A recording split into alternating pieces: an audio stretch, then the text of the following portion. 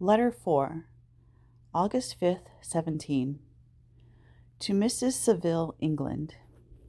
So strange an accident has happened to us that I cannot forbear recording it, although it is very probable that you will see me before these papers can come into your possession.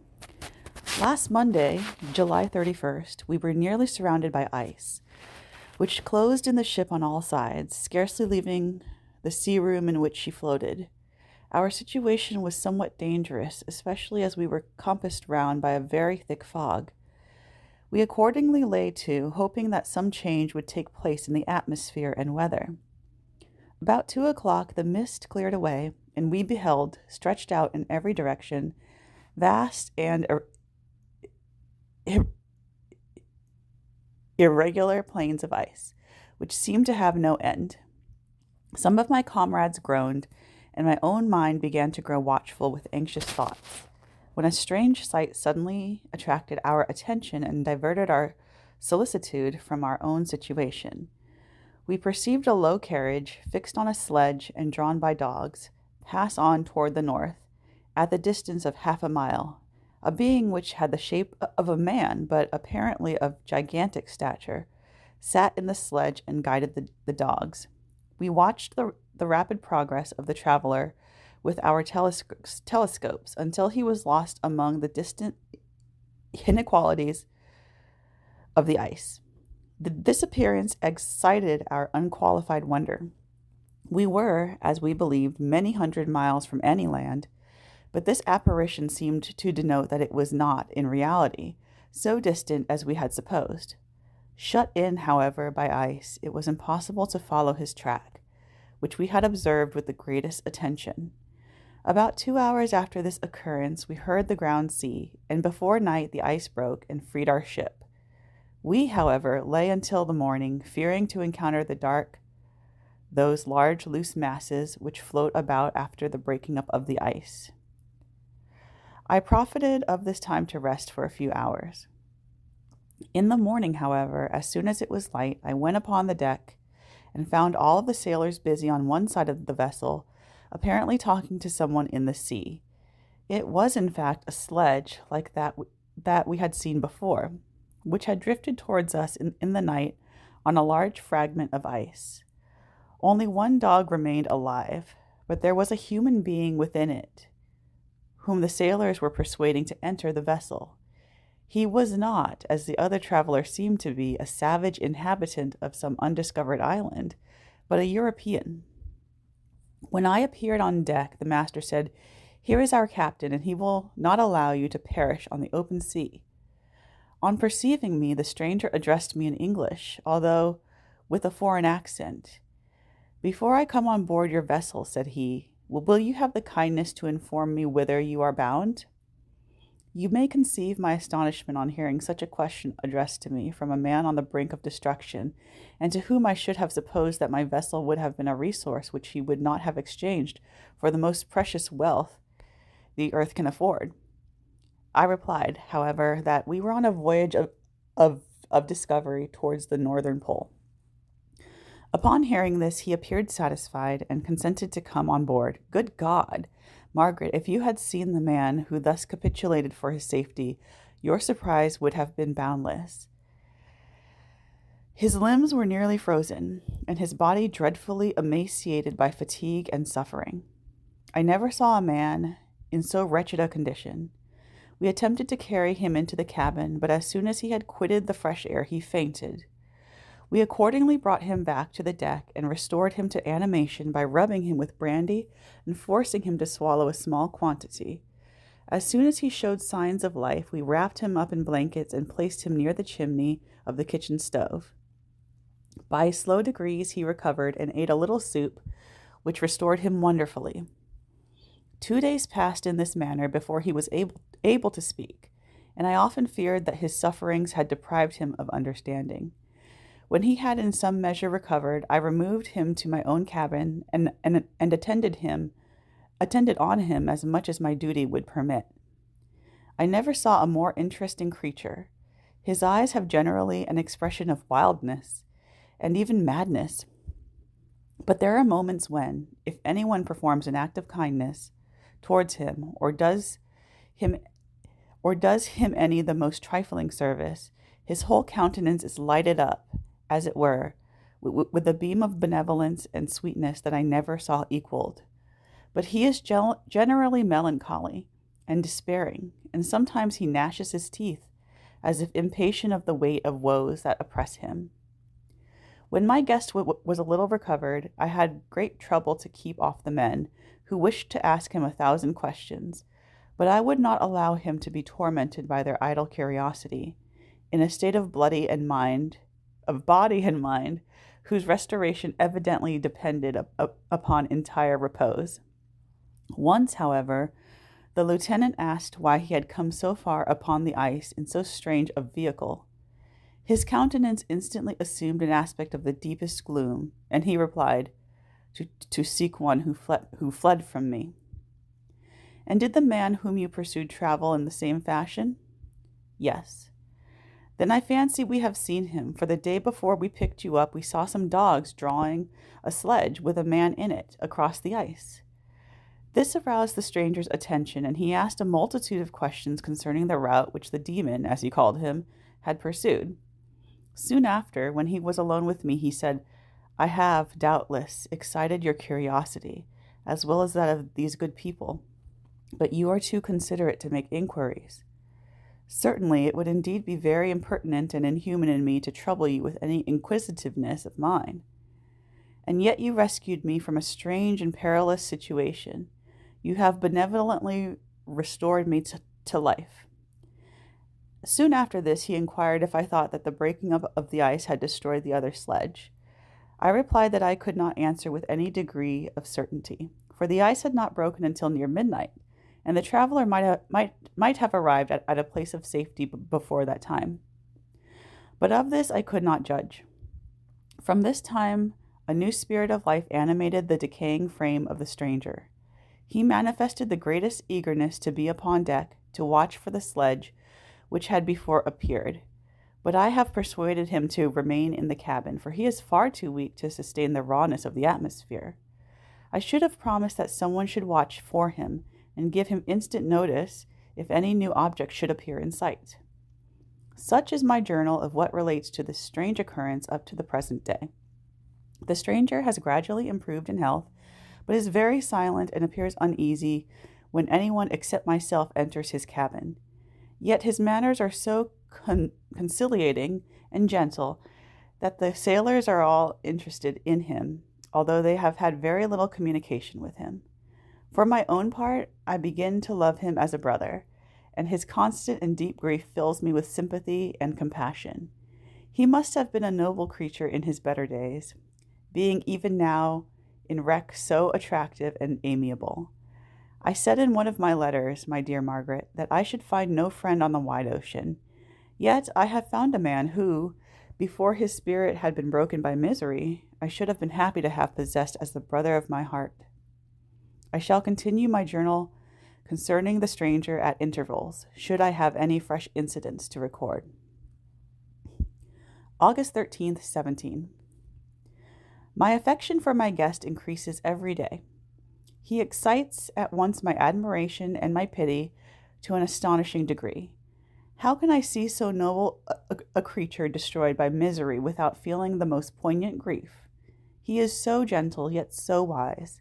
His mind is so cultivated, and when he speaks, although his words are cold with the choicest art, yet they flow with rapidity and unparalleled eloquence. He is now much recovered from his illness and is continually on the deck, apparently watching for the sledge that preceded his own. Yet, although unhappy, he is not so utterly occupied by his own misery, but that he interests himself deeply in the projects of others. He has frequently conversed with me on mine, which I have communicated to him without disguise. He entered attentively into all my arguments in favor of my eventual success, and into every minute detail of the measures I had taken to secure it. I was easily led by the sympathy which he evinced to use the language of my heart, to give utterance to the burning ardor of my soul, and to say, with all the fervor that warmed me, how gladly I would sacrifice my fortune, my existence, my every hope, to the furtherance of my enterprise. One man's life or death were but a small price to pay for the acquirement of the knowledge which I sought, for the dominion I should acquire and transmit over the elemental foes of our race. As I spoke, a dark gloom spread over my listener's countenance. At first, I perceived that he tried to suppress his emotion. He placed his hands before his eyes, and my voice quivered and failed me as I beheld tears trickle fast from between his fingers. A groan burst from his heaving breast. I paused at length. He spoke in broken accents. "Unhappy man, do you share my madness? Have you drunk also of the intoxicating draught? Hear me. Let me reveal my tale, and you will dash the cup from your lips." Such words, you may imagine, strongly excited my curiosity. But the paroxysm of grief that had seized the stranger overcame his weakened powers, and many hours of repose and tranquil conversation were necessary to restore his composure. Having conquered the violence of his feelings, he appeared to despise himself for being the slave of passion, and quelling the dark tyranny of despair, he led me again to converse concerning myself personally. He asked me the history of my earlier years. The tale was quickly told, but it awakened various trains of reflection. I spoke of my desire of finding a friend, my thirst for more intimate sympathy with a fellow mind than had ever fallen to my lot, and expressed my conviction that a man could boast of little happiness who did not enjoy this blessing. I agree with you," replied the stranger. "We are unfashioned creatures, but half made up, if one wiser, better, dearer than ourselves. Such a friend ought to be. Do not lend his aid to perfectionate our weak and faulty natures. I once had a friend, the most noble of human creatures, and I am entitled, therefore, to judge respecting friendship. You have hope and the world before you, and have no cause for despair. But I have lost everything and cannot begin life anew." As he said this, his countenance became expressive of a calm, settled grief that touched me to the heart. But he was silent and presently retired to his cabin. Even broken in spirit as he is, no one can feel more deeply than he does the beauties of nature, the starry sky, the sea, and every sight afforded by these wonderful regions seems still to have the power of elevating his soul from earth. Such a man has a double existence. He may suffer misery and be overwhelmed by disappointments, yet when he has retired into himself, he will be like a celestial spirit that has a halo around him, within whose circle no grief or folly ventures. Will you smile at the enthusiasm I express concerning this divine wanderer? You would not if you saw him. You would have been tutored and refined by books and retirement from the world, and you are therefore somewhat fastidious, but this only renders you the more fit to appreciate the extraordinary merits of this wonderful man. Sometimes I have endeavored to discover what quality it is which he possesses that elevates him so immeasurably above any other person I ever knew. I believe it to be an intuitive discernment, a quick but never failing power of judgment, a penetration into the causes of things, unequaled for clearness and precision. Add to this a facility of expression and of voice whose varied intonations are soul-subduing music. August 19th, 17. Yesterday the stranger said to me, "You may easily perceive, Captain Walton, that I have suffered great and unparalleled misfortunes. I had determined at one time that the memory of these evils should die with me, but you have won me to alter my determination. You seek for knowledge and wisdom, as I once did, and I ardently hope that the gratification of your wishes may not be a serpent to sting you, as mine has been. I do not know that the relation of my disasters will be useful to you. Yet, when I reflect that you are pursuing the same course, exposing yourself to the same dangers which have rendered me what I am. I imagine that you may deduce an apt moral from my tale, one that may direct you if you succeed in your undertaking, and console you in case of failure. Prepare to hear of occurrences which are usually deemed marvelous. Were we among the tamer scenes of nature, I might fear to encounter your unbelief, perhaps your ridicule. But many things will appear possible in these wild and mysterious regions, which would provoke the laughter of those unacquainted with the ever-varied powers of nature. Nor can I doubt that my tale conveys, in its series, internal evidence of the truth of the events of which it is composed. You may easily imagine that I was much gratified by the offered communication, yet I could not endure that he should renew his grief by a recital of his misfortunes. I felt the greatest eagerness to hear the promised narrative, partly from curiosity and partly from a strong desire to ameliorate his fate if it were in my power. I expressed these feelings in my answer. "I thank you," he replied, "for your sympathy, but it is useless. My fate is nearly fulfilled. I wait but for one event, and then I shall repose in peace. I understand your feeling," continued he, perceiving that I wished to interrupt him, "but you are mistaken, my friend, if thus you will allow me to name you. Nothing can alter my destiny. Listen to my history, and you will perceive how irrevocably it is determined." He then told me that he would commence his narrative the next day, when I should be at leisure. This promise drew from me the warmest thanks. I have resolved every night, when I am not imperatively occupied by my duties, to record, as nearly as possible in his own words, what he has related during the day. If I should be engaged, I will at least make notes. This manuscript will doubtless afford you the greatest pleasure, but to me, who knows him, and who hear it from his own lips, with what interest and sympathy shall I read it in some future day? Even now, as I commence my task, his full-toned voice swells in my ears. His lustrous eyes dwell on me with all their melancholy sweetness. I see his thin hand raised in animation, while the lineaments of his face are irradiated by the soul within. Strange and harrowing must be his story. Frightful the storm which embraced the gallant vessel on its course, and wrecked it thus.